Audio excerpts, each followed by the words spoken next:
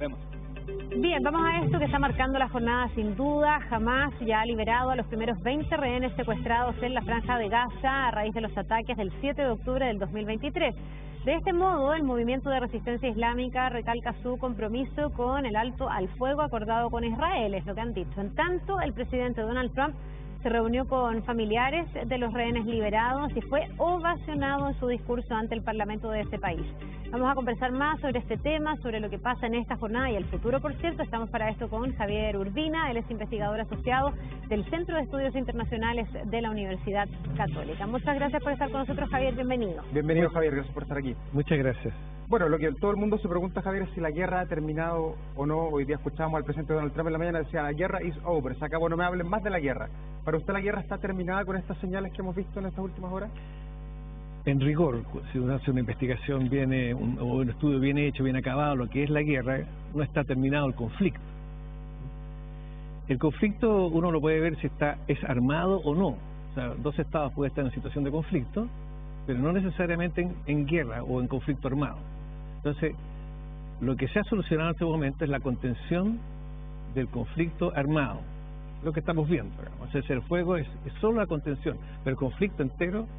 Eso puede seguir muchas décadas más. Y puede reactivarse de ¿Pero manera usted hablaría armada de otra paz vez. acá? ¿De paz? ¿Cómo? ¿Hablaría de paz? Sí, sin duda. ¿Sí? Sin duda hay una situación de paz, pero el conflicto no está terminado. Hay que ver y puede haber un efecto, un retroceso, digamos, en este proceso. Entonces, por eso que está bien lo que dice el presidente Trump al decir está terminado el conflicto, porque se refiere a los ataques, a la violencia desatada, a todo eso. Ahora, Javier, en este día se ha ido cumpliendo básicamente lo que dice este primer paso, porque recordemos que aquí hay una primera fase de varios otros puntos que se tienen que ir cumpliendo en el tiempo, pero lo que se había pactado para hoy, hasta ahora por lo que hemos visto, se ha ido cumpliendo. Hemos visto la liberación de 20 rehenes con vida, que al parecer son todos los que hay, habría Sí. otros 28 pero fallecidos, y al mismo tiempo hemos visto cómo Israel ha tenido que ir liberando a casi 2.000 palestinos que estaban en su poder, digamos que estaban detenidos. Hasta aquí vamos bien. Sí, exactamente. Ahora, en este momento, como decíamos, el conflicto tiene varios elementos, digamos. El conflicto, estoy hablando, son los elementos estructurales, por qué van a la guerra, por cuáles son las incompatibilidades, lo que tienen esos actores, Hamás, Palestina, Israel. Otros elementos son los elementos sociales, actitudinales, la población, el odio, los estereotipos que se han formado un país respecto al otro, en fin, que producen. Y otro elemento son las conductas concretas, es decir, ataque o acuerdos de cese el fuego, etcétera. Entonces, de ese total, nosotros hemos visto que se ha actuado sobre uno de ellos, el último. Entonces, en este momento se está conteniendo. Estamos en una suerte de paz que no es completa porque no se ha solucionado lo demás, pero se está conteniendo eso. Y eso nos refleja esta primera fase. Si uno ve los 20 puntos que tiene el acuerdo de paz, se va dando cuenta que esta primera fase, digamos, ataca esa variable y los otros van a ir atacando los otros elementos que faltan. Por ejemplo, el desarme de Hamás. Difícil, Hamás no quisiera desarmarse, pero es una de las condiciones que están impuestas ahí. Perdón, Hamás en instancias anteriores ha puesto como condición para desarmarse la creación de un Estado palestino y con su capital en Jerusalén. O sea, las posibilidades de que esa condición se cumpla son nulas. Entonces uno se pregunta si no hay ahí como una clave de lo que va a dificultar finalmente el avance del resto del acuerdo. Sí, eso es correcto, pero eso lo decía Hamás en un momento que tenía los rehenes en su poder, porque esa era la clave de presión que tenía Hamás para poder llegar a todo. Ahora ya no los tiene. Entonces se tiene que someter al plan que está, porque está la posibilidad también de Palestina. No olvidemos que también en las 20 puntos, digamos, que tiene el proceso de paz, la idea es que jamás salga del escenario político, por decirlo así, o sea, que no sea una alternativa. Jamás, no porque sea una filosofía política, sino que porque jamás en sí mismo espera, como su ideología, digamos, la desaparición de Israel de donde está. Entonces eso es inconcebible. Entonces jamás tiene que dejar paso a otras corrientes palestinas en Gaza primero, y después con la Autoridad Nacional Palestina ir al acuerdo, avanzar hacia el acuerdo de un Estado palestino, que eso dificulta a Israel. Los sectores más extremos de Israel tampoco están claros, no les gusta la solución de un Estado palestino. Pero todo indica que el camino se ha diseñado para ir hacia allá. Claro, son los hitos que vienen hacia adelante, que seguramente van a tardar años en cumplirse algunos de ellos, sobre todo en la consolidación de un eventual Estado palestino. Pero ahora, en el corto plazo, el 2025, lo que queda, ya pensando en el próximo año, ¿qué va a pasar en la Franja de Gaza? ¿Quién va a asumir o quién debería asumir la gobernanza, tener el poder, el control, ser equitativo con la repartición? Claro, ese es uno de los elementos más interesantes de poder observar en estos días, por ejemplo, porque en estos momentos se retiró Israel hacia una línea amarilla que se llama, que de Gaza se replegó, digamos. Todavía tiene el 50% del control del territorio, pero no le falta el otro 50%. Pero va a ir entregando más de acuerdo a los hitos. Entonces, pero si uno ve hoy día, ¿quién está a cargo de Gaza? Esa es la pregunta que podríamos hacer. ¿Qué policía está viendo, por ejemplo, cuando se retira, que no hayan disturbios o robos, etcétera? Entonces ya hay noticias donde hay una suerte de policía de Gaza que depende de Hamás. Pero a nivel político le pregunto yo, porque se hablaba de Tony Blair incluso eso es muy irregular. Entonces la solución es que se cree una administración de tecnócratas palestinos y ellos tienen que tener a su vez una fuerza de estabilización de paz de países árabes. Y allí hay una junta de paz que se llama, que la va a presidir Donald Trump, está comprometido en esto, para ver que esa se cumpla. Entonces, eso que estoy diciendo, que en este momento que están los acuerdos, no es rápido e instantáneo. Diseñar una fuerza de paz que vaya inmediatamente a un país que está convulsionado como este es difícil, que se haga en 2 tiempos. Yo quisiera recordar, nosotros tenemos la experiencia en Chile de Haití. La MINUSTAH. Claro, cuando fue la MINUSTAH se crea, hay una situación muy crítica y el ejército de Chile tuvo el gran mérito de 72 horas poner una fuerza en Haití.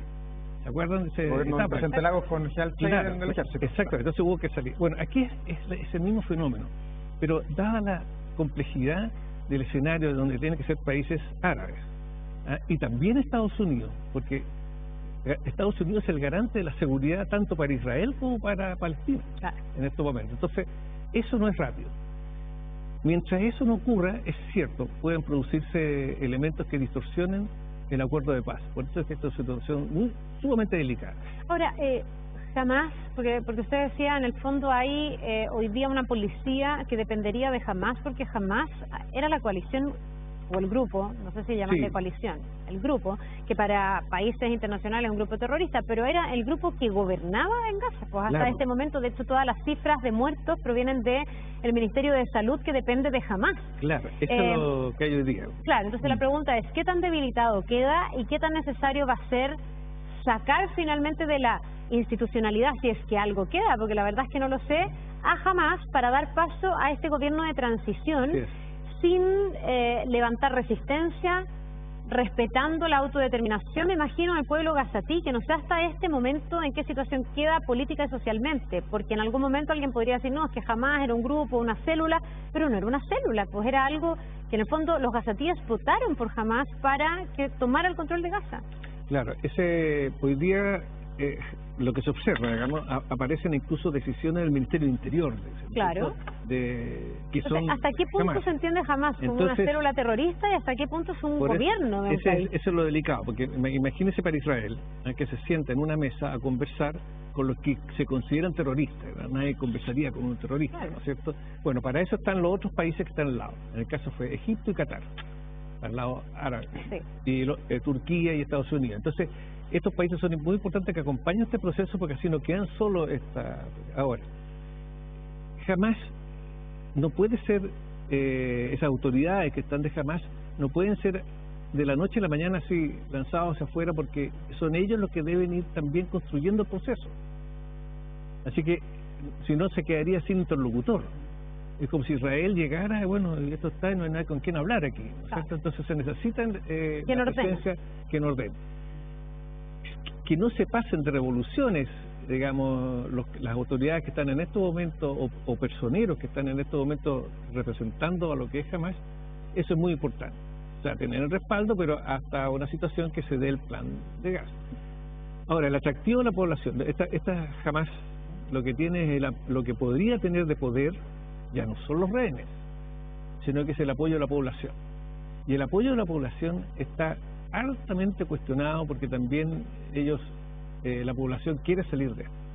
Y como tiene la oferta de que esta Gaza se pueda transformar en un elemento económicamente que surja con grandes perspectivas, con el apoyo de tantos países árabes que son riquísimos, que están al lado, ¿no?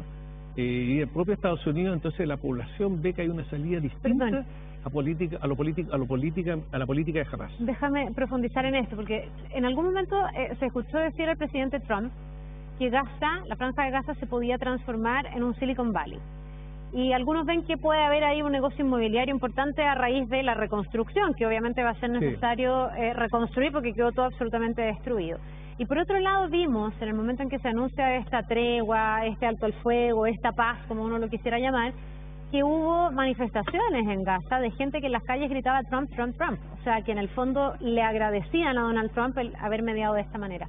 ¿Es posible entonces que desde el punto de vista de la economía, de esa perspectiva, esa promesa de un futuro más esplendoroso, en un enclave que ha estado mucho antes de este conflicto en la pobreza, con ayuda humanitaria, sin las condiciones necesarias, que esa sea una herramienta que use Trump para convencer a la población y para deslegitimar esta aspiración religiosa, cultural, fundamentalista que tiene Hamas? Sin duda, yo creo que ese es un incentivo muy fuerte y muy poderoso, y lo señalas bien porque cuando yo le hablaba de los otros elementos del conflicto, está esta violencia directa que estábamos hablando, que ya con eso se supera, y el otro elemento, eso, el odio, lo que tiene la población, es lo que se llama una violencia cultural. Claro. Y esa baja por lo mismo que tú acabas de decir, o sea, disminuye esa animadversión respecto a Israel, que la pueden tener igual, son palestinos, pero ellos ven que pueden tener una solución distinta en su propio territorio de Gaza por una situación económica mejor, etcétera, etcétera, sin dejar de ser islámico, solo que no yihadistas. Javier, bueno, el futuro de Hamas es incierto, de acuerdo a lo que usted mismo dice, lo dicen todos los analistas internacionales. ¿Qué pasa al otro lado? ¿Qué pasa con el futuro de Netanyahu, que para muchos es apuntado como un genocida, un carnicero, que va a ser perseguido a nivel mundial durante largos años probablemente, o hasta el fin de sus días? ¿Cuánto poder ha perdido él al interior de su propio gabinete del gobierno de Israel? Porque al parecer no es unánime todo lo que hemos visto. Hay dos elementos respecto primero, Netanyahu es posible de que encabezar la segunda fase por parte de Israel sea otro gobierno, no el actual. Nosotros sabemos las dificultades que tenía Netanyahu antes de la guerra. Ya estaba en una situación difícil, digamos. La guerra a él le dio permanencia en el poder. Entonces, Netanyahu puede volver a su situación anterior y puede haber un cambio de gobierno que conduzca a esta situación sea otro gobierno. Esa es una posibilidad que está y que para muchos es deseable. Porque él queda debilitado con este acuerdo, ¿no? No necesariamente, no. Yo creo que él lo va a construir bien porque a la larga ha sido el personaje con el cual Trump ha tenido que entenderse, y mismo Trump dice, hemos tenido diferencias, pero él rápidamente ha enmendado, ¿no es cierto?, cuando lo obliga a pedir perdón a Qatar, etc. Entonces, puede que tenga, ese es un elemento. El otro elemento, esto del genocidio, digamos, que esto puede afectar a Netanyahu ya todo, ya muchas 7.000 muertos en la franja. Claro, entonces, una de las partes de cuando uno dice la reconstrucción de Gaza, después de la guerra, esta reconstrucción, la construcción de la paz también, incluye elementos que son de justicia transicional. O sea, no solamente Netanyahu, sino que qué vamos a hacer con los cabecillas o los dirigentes de Hamas. Entonces dice que si se desarman, si están dispuestos a desarmar y no seguir con esta corriente, quedan liberados. No obstante los crímenes que hayan hecho. ¿Se fijan? O sea, hay una situación de justicia transicional, es una justicia ad hoc para la situación para el lado y lado, que es parte del transcurso de este proceso de paz, que es construir la paz. No solamente creando instituciones, gobernanza, economía, sino que también la justicia transicional por lo que podrían llamarse crímenes de guerra, etc. Hoy día hay una cumbre en Egipto que ha sido uno de los mediadores junto con Qatar, junto con Turquía, bueno, y el rol de Estados Unidos. Ahí se van a definir esos puntos, cómo en el fondo también se empieza a delinear este futuro. Algunos dicen que hay una ecuación difícil en términos de equilibrio de cuánta autonomía debe tener el pueblo de Gaza, cuánto debe apoyar el mundo árabe a ese proceso y cuánto pueden o no los países de Occidente tomar parte, ¿no? De hecho estaba la figura de Tony Blair sobre la mesa que a muchos países árabes no les gusta, porque Tony Blair apoyó en su momento el ataque y la invasión a Irak con esta excusa de las armas químicas que nunca en realidad aparecieron. Hasta aquí algunos dicen eso sería tremendamente como colonialista, el que en el fondo Occidente venga a imponer, y sería a lo mejor poco sostenible. Vimos lo que pasó en Irak, vimos lo que pasó en Afganistán. Finalmente cuando Occidente, Estados Unidos intenta imponer sus términos, muchas veces esos procesos terminan muy truncados. ¿Cuál es la importancia de que parta como desde adentro para que sea sostenible en el Sí, esta conferencia de Sharm el Sheikh, que además es histórico ese lugar por los otros conflictos que han habido allí, el propósito fundamental para esto es reunir al mundo árabe. Este mundo árabe tiene dos tipos. Hay unos antiguos estados y otros estados modernos. Por ejemplo, Egipto, que tiene gran influencia como árabe, o Qatar, un estado moderno que surge hacia arriba, que sería como quien dice lo que miraría lo que se puede hacer en Gaza. O sea, hay dos tipos de estados jóvenes, ricos, y otros estados tradicionales, en fin, de este mundo árabe y musulmán. Y unos más pragmáticos, me imagino, y otros más fundamentalistas. Entonces, esos son los que deben estar, lo que busca Trump, sentarlos en la mesa.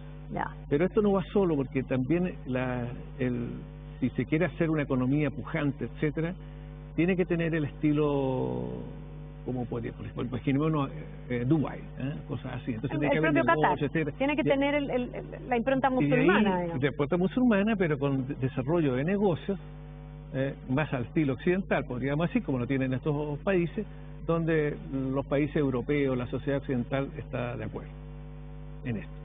Aquí es bien importante porque hay un actor que ha estado como ausente de esto, que puede llamar la atención y que en algún momento va a aparecer más o menos con mayor fuerza, ¿no?, que es Naciones Unidas. Hoy día va a estar Antonio Guterres. Ahora va a estar Antonio Guterres, pero lo importante es que los 5 que pueden vetar en el Consejo de Seguridad estén también. Y esos son países europeos más China más Rusia, ¿no es cierto? Entonces por eso es que es importante que en esta mesa sea tan amplia, que concite un consenso internacional. Pero hasta el momento va así. Un poco en entredicho el rol de Naciones Unidas después de estos 2 años, cuando finalmente Trump puede arrogarse lo que él ha dicho muchas veces y lo que dijo en la Asamblea de la ONU. Se paró ahí y dijo: ustedes no sirven para nada. En el fondo soy yo aquí el que desactiva los conflictos. Estoy simplificándolo, por supuesto, pero en el fondo los hechos le estarían dando la razón a Trump, en el sentido de que fue él el que se jugó. Le guste a la gente Trump, no le guste, nos guste o no nos guste, finalmente el rol que adquiere el presidente de Estados Unidos en este conflicto ha sido muy relevante para llegar a este punto, ¿no? Claro, sin duda Naciones Unidas no habría logrado esto. No tiene el poder que está detrás Naciones Unidas no ha tenido el poder necesario. Naciones Unidas. Estados Unidos es absolutamente necesario, porque lo que sucede es que aquí, ¿qué es lo que buscan los actores en conflicto en este momento? Supongamos Israel. ¿Qué quiere Israel? ¿Qué es lo que necesita Israel? ¿Cuál es su gran objetivo de todo esto? Es la seguridad. Y la seguridad no se la dan Naciones Unidas, que es como conceptual, es un apoyo casi, sino que se la da Estados Unidos. Y para en este momento el mundo, y eso es lo novedoso y sería el mérito de Trump, es hacer producir en Palestina, en Hamas, que también ellos dependen de la seguridad que les dé, que proporcione, digamos, Estados Unidos, apoyando a Israel, favoreciendo medidas de paz, etcétera. Entonces Estados Unidos es el único poder mundial, más que Naciones Unidas, para hacer esto. Ese es un refinamiento político que tiene Trump. Fíjense, acá hay una cosa que se nos está quedando de lado acá, porque a propósito de Estados Unidos, ¿por qué esto entonces no se hizo antes? Claro. Esa es la pregunta, si que Estados Unidos es tan poderoso, ¿por qué no lo hizo inmediatamente? En fin, porque la guerra no estaba desarrollada como está desarrollada hoy día. Desde un punto de vista estratégico, cuando ocurre todo esto, empieza esta guerra, todos decíamos que el peligro de una tercera guerra mundial. Una tercera, porque va a venir Irán, Hezbollah, etcétera. Claro, y Israel en ese momento tiene su guerra con Gaza, por ejemplo, su frente con Gaza, se abre un frente en el Líbano, violentísimo, con ataques hacia Israel, Hezbollah, la amenaza y también bombardeo de parte de Irán, Siria, que tiene la otra parte también con Rusia metido adentro. Entonces, ¿qué es lo que hubo que hacer para llegar a lo que estamos hoy día? Despejar esto. O sea, primero, Siria. Siria viene, esto cae muy bien con este al-Sharaa que se toma el poder, sale de allí, ya no es una amenaza, no tiene tiempo para ser amenaza para Israel, y saca a Irán de la influencia en ese sector, saca a Rusia, que tenía una ventaja, y eso por eso es que al-Sharaa se reúne con Trump también, que a todos nos llamó la atención en ese momento. Después, el otro tema, acuerdo con el Líbano para sacar a Hezbollah, también se logra. Después, Irán. O sea, ahora le hace sentido a uno el ataque a Irán. Bien estratégico, por lo menos. Muy estratégico, porque él hace un ataque a Irán, Israel hace un ataque a Irán para destruir su capacidad nuclear sin tener la fuerza necesaria para destruirla. O sea, o sea, que obliga a Estados Unidos a actuar. O sea, esto es parte de que se armó. Javier, y de alguna manera desactivada la guerra en lo bélico, no el conflicto que va a durar probablemente mucho tiempo más. ¿Viene ahora una desactivación de la guerra entre Ucrania y Rusia, o a Estados Unidos no le conviene de alguna manera desactivar todas las guerras en el mundo? No, yo creo que le conviene, porque está en el caso de Ucrania está con un gasto enorme. Lo que ha gastado Estados Unidos en Ucrania no tengo la cifra en este momento, pero podría decirle que más la mayoría del esfuerzo, digamos, de guerra, ayuda, que eso proviene de Estados Unidos, no de Europa. Entonces, para Estados Unidos esta es una carga muy grande. Tiene que terminar. Esa guerra nunca debió haber existido, partiendo de eso. Y en eso tiene razón Trump. En el sentido de que esta es una guerra que no debe haber existido, y hay un momento en que se va a tener que firmar un acuerdo entre Rusia y Ucrania que puede que no sea totalmente grato para Ucrania. Pero la guerra se debe terminar, digamos. No puede seguir, es una amenaza ahí mismo a Europa. Y algo debe estar haciendo Trump al respecto, ¿no? Yo creo que sí, aunque ahí los actores han sido más ricos, pero el caso de Rusia, ¿no es cierto? Hay que entenderse con Putin. Bueno, pero interesante lo que está pasando en la Franja de Gaza. Nos vamos a quedar hoy día muy atentos a todas las noticias. Le queremos agradecer a Javier Urbina, investigador asociado del Centro de Estudios Internacionales de la Universidad Católica, por ayudarnos a entender un poquitito mejor lo que está pasando y lo que viene para este conflicto, que ojalá termine definitivamente. Que le vaya muy bien. Gracias por estar acá. Que tenga un buen día.